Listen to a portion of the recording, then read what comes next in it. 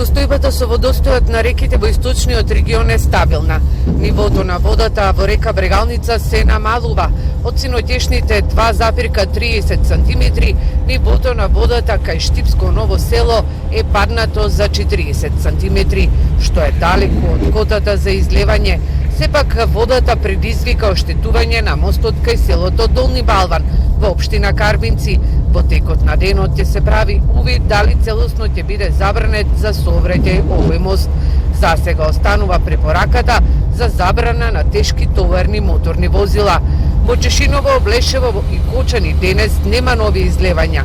Вчера во Облешево беа поплавени неколку куќи и фарми, што се под вода при секои обилни врнежи. Проблеми имаше и во Спанчево поради одводниот канал. Се санираат и последиците од Зрновска река, што се ислеа во неделата и поплави 30 хектари. Засега состојбата со браните во источниот регион е стабилна.